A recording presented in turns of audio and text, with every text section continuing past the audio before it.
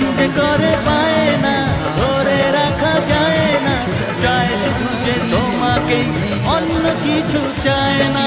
জানাই তোমাকে তা দুটি চোখের ভাষা।